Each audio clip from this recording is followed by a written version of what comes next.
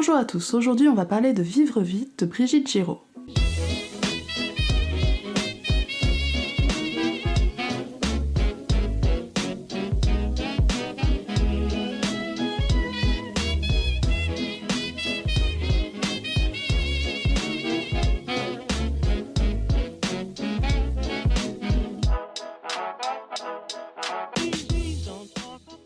C'est un livre qui me fait comprendre pourquoi certains se plaignent que le roman est mort, ou que l'autofiction est juste une séance sur le divan et antinomique avec la littérature. Parce qu'encore à la moitié, j'ai rien souligné, j'ai rien relevé.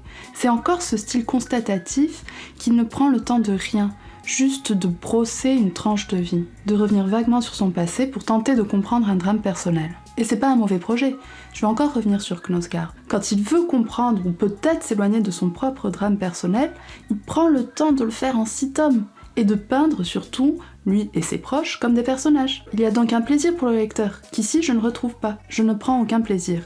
Brigitte Giraud nous parle et c'est tout. Et pas de manière très recherchée ou même orale, ça me donnait juste envie de le refermer à chaque fois que je l'ouvrais. Et aussi de me demander qui c'est que ça intéresse. Formellement, ça coule, sans doute trop.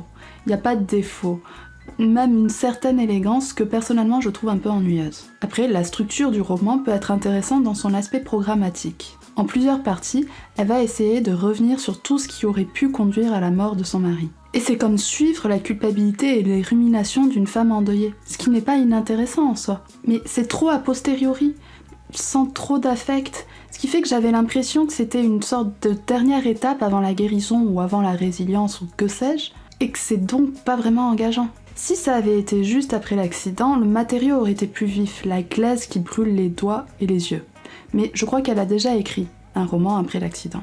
Ici, j'ai l'impression d'assister à une séance de poterie bien sage, et j'ai même l'impression d'entendre son thérapeute à côté lui dire de remettre les choses à leur juste place. Et ça me fait penser aux autofictions qui parlent d'inceste, qui parlent de viol, qui parlent de deuil, qui à chaque fois un peu jouent sur l'émotion, sur le côté peut-être presque pathos, qui fait que le lecteur est pris en otage, parce que critiquer ferait de lui une personne horrible.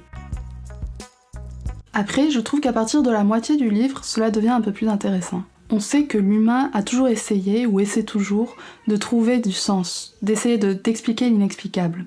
Rien que dans sa manière de regarder des choses qui sont abstraites, il essaiera toujours de reconnaître une forme, un visage, quelque chose qui lui évoque, justement, son passé, son présent, un sens. Et je trouve qu'elle est assez touchante à essayer de relier les dates, la marque de moto, l'accident qu'a eu Stephen King, toutes ces choses qui n'ont pas de lien entre elles.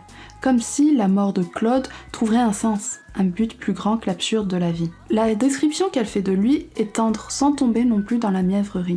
On sent le regard juste et observateur de l'autrice, et même peut-être le petit reproche qui apparaît en surimpression. Cette question à laquelle elle n'a jamais su répondre. Qu'est-ce qui lui a pris en cette journée de juin? Qu'est-ce qu'il avait à se prouver ou à prouver aux autres en enfourchant cette moto? Parce qu'il en avait déjà une, Claude. C'était un peu la Suzuki à la papa, à la cool, et il l'a un peu troquée contre la Honda dangereuse, virile. Et si on voulait faire une lecture féministe de ce livre, on pourrait presque dire que la masculinité peut tuer, dans le sens où les hommes meurent plus fréquemment de comportements dangereux liés à la force ou à la vitesse. Peut-être une prétendue image de l'homme viril. C'est possiblement aussi de la peur de vieillir et de la crise de la quarantaine dont il s'agit. Elle cite d'ailleurs, je crois, la phrase de Leonard Cohen, Live fast, die young. Et le tragique, c'est qu'on sent que juste une mauvaise décision, parce que Giraud essaie peut-être de tirer sur les fils qui ont pu conduire à l'accident, qui ont déterminé l'accident, et on peut aussi se dire que les morts l'avaient juste décidé ainsi, et que donc une mauvaise décision peut tout détruire. Ce qui repose éternellement à la question de la mort isolée et fortuite, qu'on nomme accidentelle, rangée à la rubrique des faits divers, face à celles, collectives et plus respectables, qui appartiennent aux grands mouvements historiques. Glisser sur une peau de banane n'a pas le même sens que mourir sous les bombes ou les assauts d'une dictature. C'est la raison pour laquelle je cherche des motifs cachés, plus ou moins tordus ou fantasmés, psychanalytiques, mais pas moins sociologiques ou politiques. Il n'y a pas de raison. C'est sur cette note qu'on reste, un peu triste pour elle, un peu démunie. Mais ça n'empêche pas que le lendemain, on arrive à passer à autre chose assez facilement. Je vous remercie de m'avoir regardé et je vous dis à très bientôt.